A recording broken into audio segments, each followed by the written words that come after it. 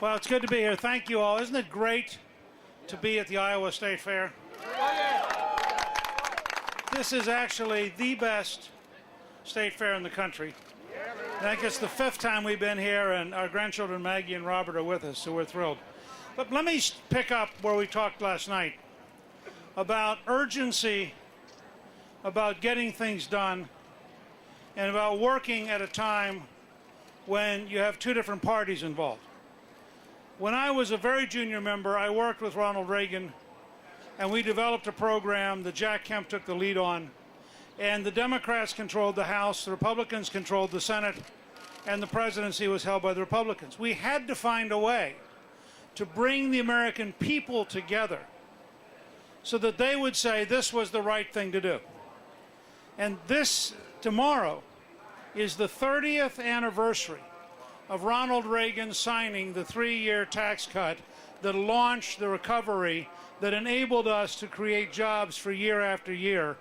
And it could only have been done by having the American people bring both Democrats and Republicans together. When I became Speaker with the Contract with America, we had a Republican House and Republican Senate, but we had a Democratic president. Under our Constitution, that means you've got to find a way to work together. And the truth is, we fought very hard. But we also fought with the idea of finding a way to make things work. And the fact is, when we passed welfare reform, the most successful entitlement reform of your lifetime, half the Democrats in the House voted for welfare reform because the people of the United States had concluded that giving people money for doing nothing was destructive. And so there was a genuine bipartisan coalition. When we passed a balanced budget, which could, people say to me, well, Bill Clinton takes credit. Well, he was president. He certainly gets at least half the credit, because if he hadn't signed the bills, we couldn't have done it. And so you had to find a way to work with each other, even when you were at times having arguments. So I want to start with the idea, what if we took seriously the current problems of the United States? And what if we decided that we, the American people, were going to insist that politicians in Washington learn to work with each other? Now, I'm going to bring 3 specific proposals to you today. This isn't about what I do in 2013 if I were president. We have problems we need to solve this summer, and we need leadership that is willing to work to solve it this summer. And I think that's why it's so important to work now to do things this summer. So I'm going to give you 3 proposals. They are predicated on you convincing the members of Congress to come back to Washington, cut off their vacation, and decide that this is a serious enough situation that we ought to start over. But notice what I just said. If all they're going to do is come back on both sides to fight each other, they ought to stay home. Because it doesn't do the country any good to have people come back just to fight. But if they would be prepared to say this is a serious enough crisis, we're going to start over. We're going to erase the board, and I would include in this the Gang of 12, which I'll talk about in a second, which I think is a disastrously bad idea. So let me talk to you about how I do it. Let me give you the first rule that's going to sound silly, and all I want you to do is bear with me for a second, because I did spend 20 years in the U.S. Congress, and I've been studying this business since August of 1958. So what I'm sharing with you is what I honestly believe would work. The first rule is, in both the House and Senate, for the first 3 days of the week, Monday, Tuesday, and Wednesday, they only bring up things they agree on. Now, this first of all requires them to find things to agree on. Otherwise, they'll look stupid. There'll be no business. Second, what it will do is the opposite of what we've been doing. What we've been doing is we're building issues bigger and bigger and bigger and bigger, and now it's either you've got to raise taxes or I won't play, you've got to cut spending or I won't play, so both sides decide not to play until it becomes such a huge disaster that then say, let's play stupidly because we can't afford not to play and we refuse to play intelligently. Well, that's not a way to run a country. But if you said, I don't care how small the bill is, if you could find a way, step by step, that you could agree on, let's pass it. You'll get a lot of small things done, and you'll start to build a habit of working with each other. I tried to convince the Senate Republicans when they were in a majority that one of the things they should do is find junior Democratic senators who have good ideas and pass them, just to create a framework. One of the things people tend to forget is that at one point in 1984, when the Reagan administration, in our judgment, was being too slow on apartheid, a number of junior members, Vin Weber, Bob Walker, with Jack Kemp and myself, worked with Ron Dellums in what was a very heretical coalition. And we said, if you believe in freedom, you can't just believe in freedom in the Soviet Union, you have to believe in freedom in South Africa. And all of a sudden you had younger Republicans helping a senior Democrat pass legislation that neither leadership thought could pass. And so I think if you said, we're going to get together, we're going to get outside our caucus and our conference, caucus of Democrats, conference of Republicans in the House, and we're going to find ways to find things we can agree on, you'd start to break the ice. People would start talking to each other. It would get a little better. Second, instead of waiting for November for a super powerful, extraordinarily brilliant 12 people to do the work of 523 other people, I would argue, and by the way, Iowa is one of the places I've gotten this from, that they ought to come back in Monday, and every subcommittee in the House and Senate should be assigned the following task. Take every aspect of government that you're supervising, bring in experts from business on Lean Six Sigma, which is what Strong America Now is all about, and apply it to rethinking the whole thing. Now, I'll give you an example that will surprise some of you. Our legal visa system is a mess. It is an embarrassment. It makes it more expensive and more difficult to be legal than it is to hire a coyote and come in illegally. Now, a country that makes it easier to be illegal than to be legal is not a very smart country. And so I would take Lean Six Sigma and I would go through the entire State Department visa process, redesign it. And by the way, this was first done in government in Iowa, in order to redevelop a business attraction program by applying this kind of thinking to make it faster and easier. Michael George, who helped develop Lean Six Sigma, believes this is worth $500 billion a year. Now, to put that in perspective, the entire super secret, really intelligent committee of 12 is only trying to get $1.5 trillion over the next 10 years. So Lean Six Sigma would get more, get 2.5 or 3 times as much over the next 10 years as they're trying to get, just by making government semi-smart. Now, that's a very different approach. We've talked with IBM, American Express, and Visa. They have very sophisticated anti-fraud systems. The U.S. government has no effective anti-fraud system.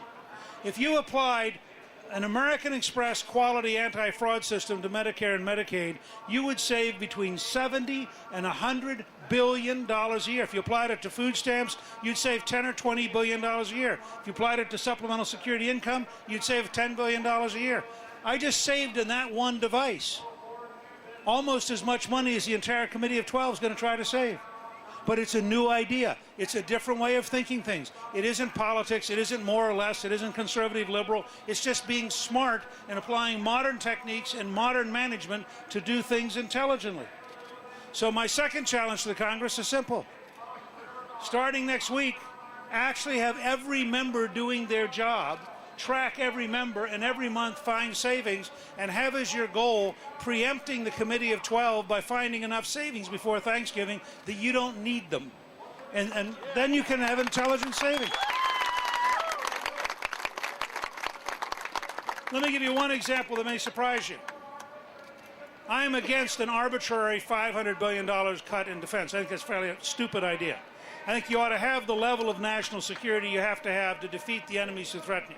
But I helped found the Military Reform Caucus in 1981 because while I'm a hawk, I'm a cheap hawk.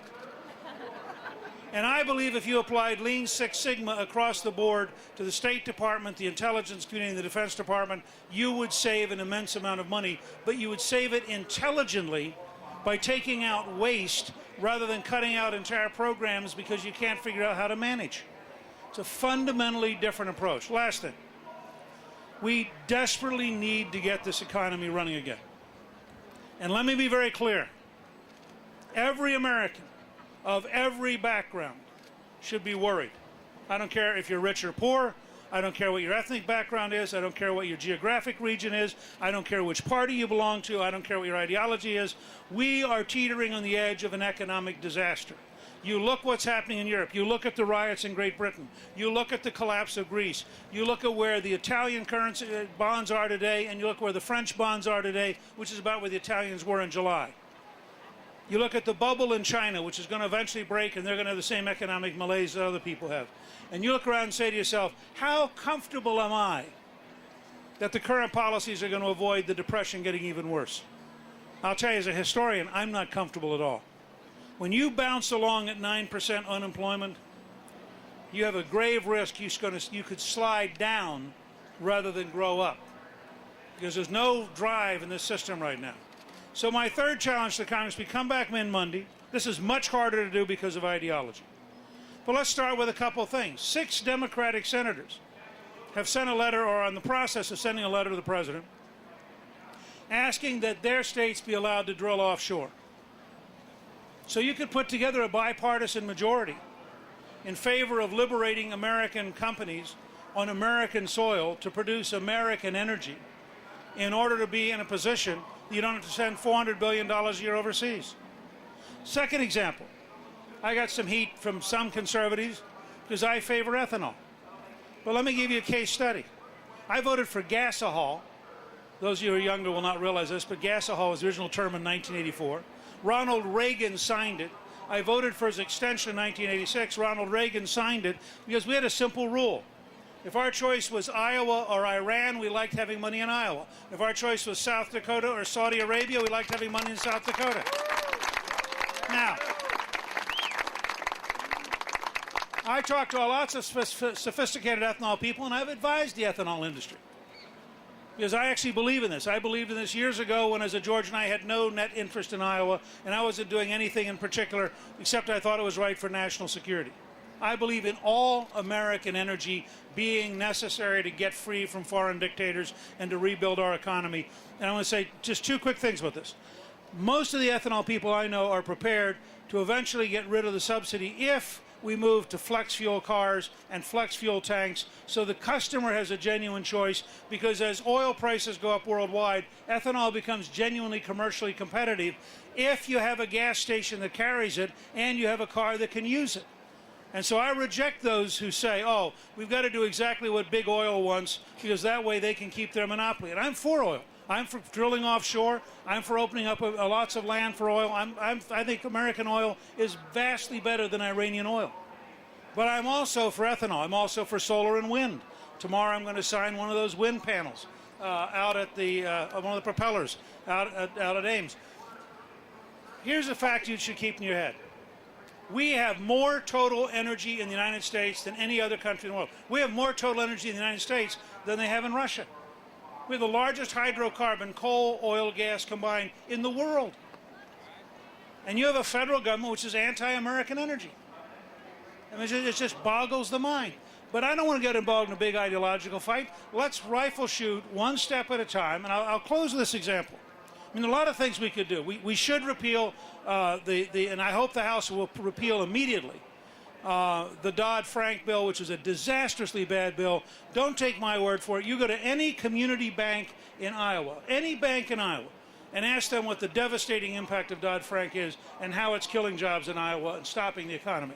So we ought to repeal it. That's fine. We ought to repeal Sarbanes-Oxley. It's done no good. It cripples businesses. It has stopped venture capital startups. It is absolutely just a dumb bill. But I want to go back and just talk for 1 second about this whole idea of example in energy. And this, we ought to have a national conversation with this. We own 69% of Alaska. 69% of Alaska is federal land. Alaska is twice the size of Texas. That means we currently have in federal land 1.5 Texases. Now, surely we could designate 1/2 of Texas as national parks, forests, wilderness areas. That would be 125,000 square miles. And then we could say, for the rest of Alaska, what if we could find minerals? What if we could find oil? What if we could find gas? That means you would be opening up an area the size of the entire state of Texas. And when Governor Perry gets in the race, he'll tell you, that's a really big area. Now, there's no reason why we can't have an honest discussion about this. Theodore Roosevelt was a great Republican who created the modern conservation movement. I taught environmental studies. I was in the Second Earth Day. I believe in a healthy environment. I get some heat from the far right occasionally because I really do believe that we ought to have a healthy environment. When I taught, the Cuyahoga River in Cleveland was catching fire. Now, I don't care how conservative you are, having a river in the middle of a city catch fire is not a good idea. And so I wrote a book with Terry Maple called Contract with the Earth, saying there can be a common sense green conservatism. And so I'm happy to have a conversation, a dialogue, if you will, with everybody in the country that says, can we identify large parts of Nevada, which we own 89% of? Can we identify parts of Alaska, which we own 1.5 Texases of? And can we get back to being a country that actually favors economic development, favors job creation, favors the production of resources? So I just want to come today. You'll notice I didn't talk about what I do in 2013. I came today in the spirit of last night's comments to recruit you, to call your senators and your congressmen to say to people, we need leadership this summer. We need action this summer.